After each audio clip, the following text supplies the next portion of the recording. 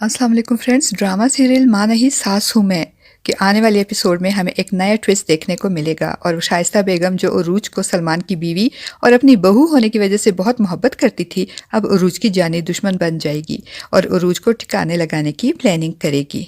हम देखेंगे फ्रेंड्स कि शाइस्ता बेगम उरूज और वसाई की बातें सुनने के बाद बहुत ज़्यादा परेशान हो जाएगी और सोच में पड़ जाएगी कि ये दोनों आखिर किस राज और वसाई के कमरे की किस तस्वीर की बात कर रही थी। वसाई और उरूज डॉक्टर के पास जाएंगी तो शाइस्ता बेगम तजस्सुस के हाथों मजबूर होकर वसाई के कमरे में जाएंगी तो इन्हें वहाँ वो तस्वीर मिलेगी जिसे देखकर इनकी आंखें फटी की फटी रह जाएंगी, क्योंकि शाइस्ता बेगम ने यह तस्वीर वसाई को दी थी जलाने के लिए, मगर वसाई ने उसे जलाई नहीं बल्कि अपने पास संभाल कर रख दी थी। अब तो शाइस्ता बेगम को एक तरफ वसाई पर बहुत गुस्सा आएगा और दूसरी तरफ वो ये राज भी जान पाएंगी कि उरूज ही वो गुमशुदा बच्ची अरीज है जिसे शाइस्ता बेगम ने अपने हाथों से वीराने में मरने के लिए छोड़ दिया था। मगर फ्रेंड्स, मारने वाले से बचाने वाला बड़ा है, इसीलिए अरीज भी शाइस्ता बेगम की साजिश के बावजूद ना सिर्फ बच गई बल्कि किस्मत ने इसको शाइस्ता बेगम की बहू बनाकर इसी घर में भेज दिया। दूसरी तरफ सलमान और अरूज डॉक्टर के पास से सीधे महरीन के कमरे में जाएंगे और सलमान इन्हें खुशखबरी सुनाएगा कि आप दादी बनने वाली हैं। तो महरीन हस्बे आदत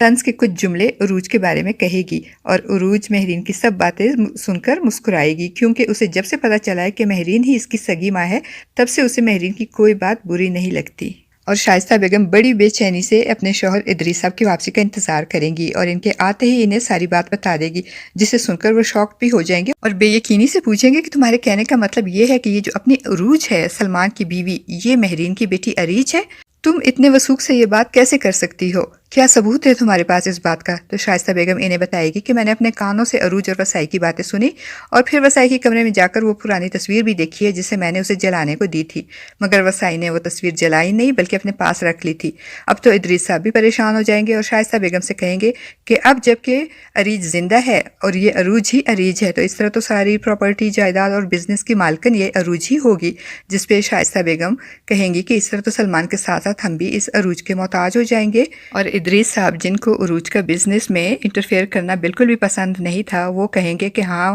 पहले भी तो उरूज बिजनेस में घुस आई थी और मुदाखलत करती थी हर काम में, अब तो वो सारा बिजनेस अपने हाथ में ले लेगी और प्रॉपर्टी भी।